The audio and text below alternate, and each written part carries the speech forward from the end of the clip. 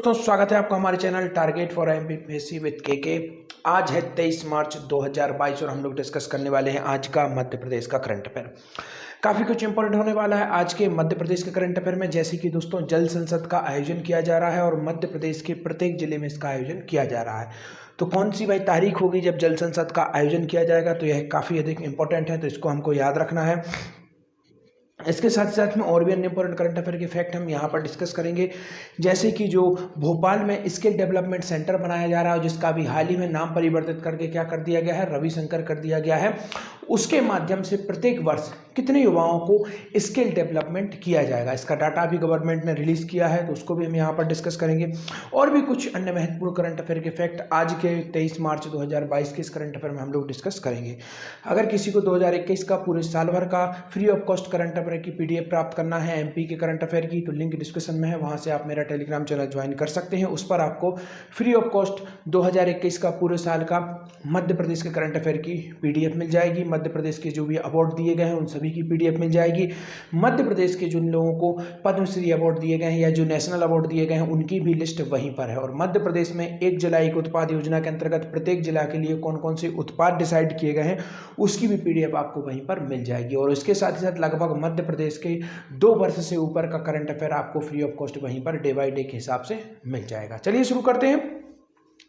हमारा पहला क्वेश्चन है, मध्य प्रदेश के सभी जिलों में जल संसद का आयोजन कब किया जाएगा। तो यह काफ़ी अधिक इंपॉर्टेंट है दोस्तों, आपने जल संसद से ही समझ रहे होंगे। जल संसद अर्थात ऐसी संसद का निर्माण किया जाएगा जिसमें सभी लोग शामिल होंगे और इसके माध्यम से जल संरक्षण के लिए अवेयरनेस की जाएगी और इसके माध्यम से हम किस तरीके से और अच्छे तरीके से जो एक जल संसाधन है और जो सबसे नेसेसरी जीवन का आधार है उसका हम संरक्षण कर सकते हैं और उपभोग कर सकते हैं। तो देखते हैं, आपका ऑप्शन नंबर 1 है 30 मार्च, 1 अप्रैल, 2 अप्रैल या फिर 3 अप्रैल। इसका राइट आंसर है आपका ऑप्शन नंबर 1, 30 मार्च को दोस्तों जल संसद का आयोजन किया जाएगा मध्य प्रदेश के प्रत्येक जिले में। अब इन प्रत्येक जिलों में से दोस्तों एक जिला खास है। क्यों खास है? क्योंकि उस जिला में स्वयं मुख्यमंत्री शिवराज सिंह चौहान जी जल संसद में भाग लेंगे। तो वह कौन सा जिला है, तो उसको हम यहाँ पर देख लेते हैं। तो मुख्यमंत्री किस जिले में होने वाली जल संसद में शामिल होंगे, काफ़ी अधिक इंपॉर्टेंट यह फैक्ट है। तो चलिए देखते हैं, आपका ऑप्शन नंबर 1 है बुरहानपुर, सागर, सतना या फिर ग्वालियर। इसका राइट आंसर है दोस्तों ऑप्शन नंबर 1 बुरहानपुर। बुरहानपुर काफ़ी अधिक फेमस है दोस्तों, आपको याद रखिए। यहीं पर है असीरगढ़ का किला, यहीं पर है खूनी भंडारा, याद रखिए काफ़ी अधिक इंपॉर्टेंट है। खूनी भंडारा का निर्माण किसके द्वारा कराया गया था? अब्दुल रहीम खान का द्वारा दोस्तों बुरहानपुर के में जो असीरगढ़ है वहीं पर खूनी दरवाजे का निर्माण किया गया था। किसके द्वारा?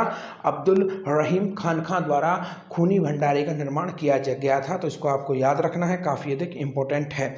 सागर दोस्तों मध्य प्रदेश की प्रथम यूनिवर्सिटी 1946 में डॉक्टर हरि सिंह गौर यूनिवर्सिटी सागर में स्टेब्लिश हुई थी, तो यह आपको याद रखना है। इसके साथ साथ में सतना के उचेहरा से 1873 में दोस्तों भरहूत का स्तूप प्राप्त हुआ था, इसको आपको याद रखना है, काफ़ी अधिक इंपॉर्टेंट है।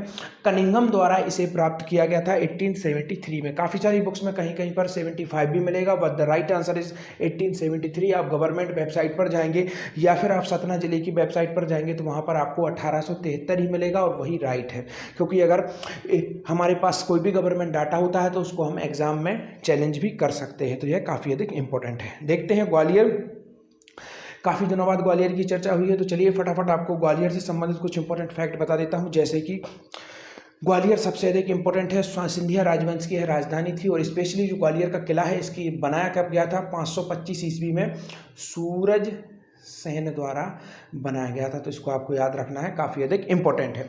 इसके बाद में देखते हैं हम सिंधिया वंश ने इसे राजधानी कब बनाया, तो 1810 में इसे राजधानी बनाया गया था, दौलत राव सिंधिया द्वारा इसे राजधानी बनाया गया था। इसके साथ ही साथ में दोस्तों आपको एक और इंपॉर्टेंट फैक्ट याद रखना है कि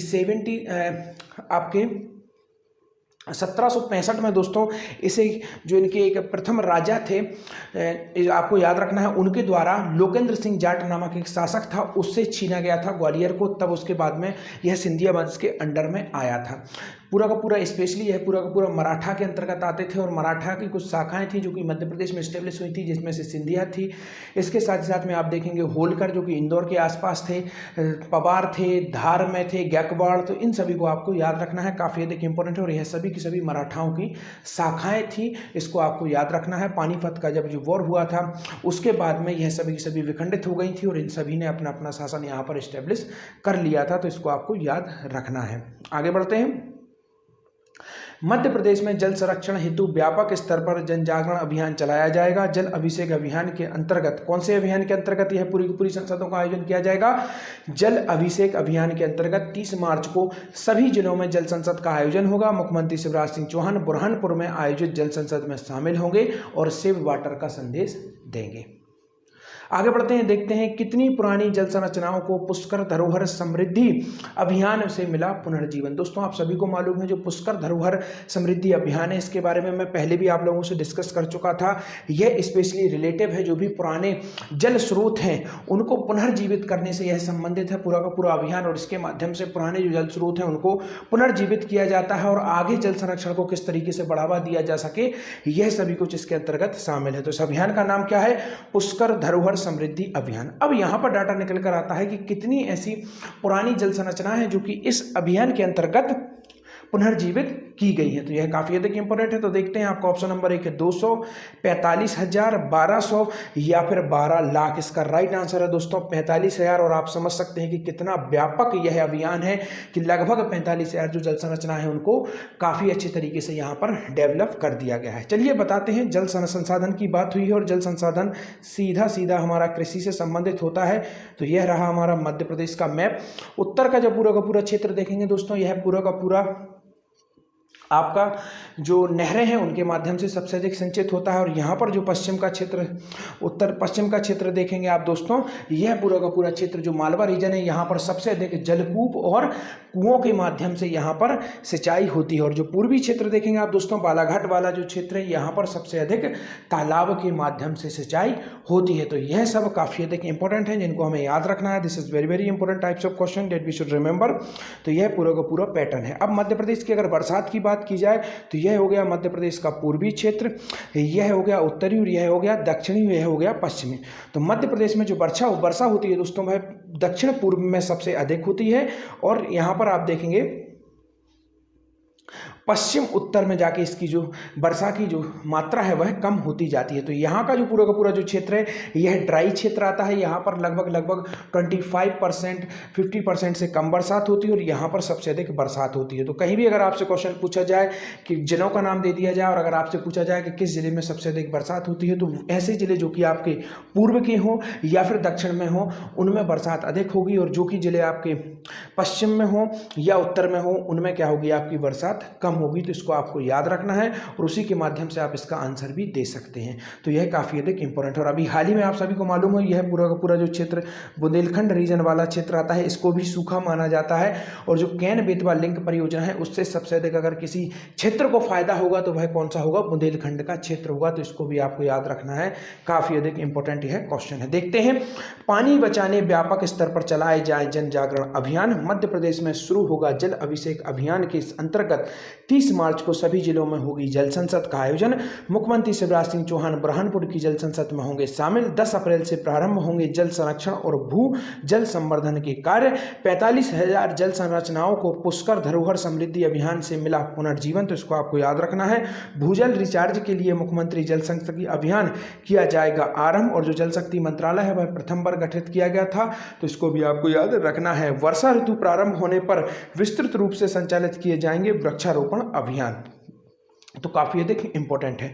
और अभी हाल ही में आपको मालूम होना चाहिए, कैगी की एक रिपोर्ट आई थी और उसमें बताया गया था मध्य प्रदेश के कुछ बांधों के बारे में यह बताया गया था कि उनकी हालत जर्जर है और उनको अगर जल्दी से ठीक नहीं किया गया तो कई बांध टूट भी सकते हैं और कोई बड़ी आपदा आ सकती है। तो उसके अंतर्गत एक समिति भी बनाई गई थी मध्य प्रदेश गवर्नमेंट द्वारा, वह अपनी जाँच करके रिपोर्ट देगी और किस तरीके से इनको रीबिल्ड किया जा सकता है। तो इसको भी आपको याद रखना है। आगे बढ़ते हैं, देखते हैं भोपाल में निर्मित होने वाले ग्लोबल स्किल पार्क से प्रत्येक वर्ष कितने लोगों को होगा स्किल प्राप्त? याद रखिए, काफी अधिक इंपॉर्टेंट है। कितने लोग प्रशिक्षित होंगे स्किल में?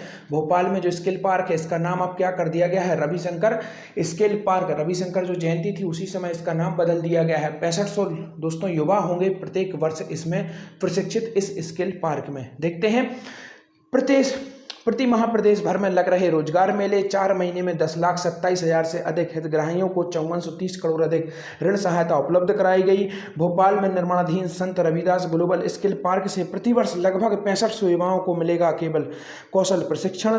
2 साल में 44,000 से अधिक सरकारी पदों पर हुई भर्ती। 2 वर्षों में 786 निवेशकों को 1470 एकड़ जमीन की स्वीकृति की गई।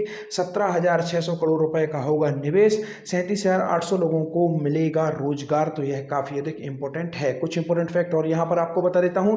विगत 22 महीनों में विभिन्न योजनाओं के अंतर्गत खाते में 1,72,000 करोड़ रुपए की राशि ट्रांसफर की गई है। प्रधानमंत्री फसल बीमा के अंतर्गत 17,006 करोड़ सीधे खाते में स्थानांतरित किए गए हैं। प्रधानमंत्री किसान सम्मान और मुख्यमंत्री किसान कल्याण योजना के अंतर्गत 16,000 करोड़ से अधिक का भुगतान किया गया है और 0% ब्याज पर अन्नदाता को मिला 29,000 करोड़ का कर्ज।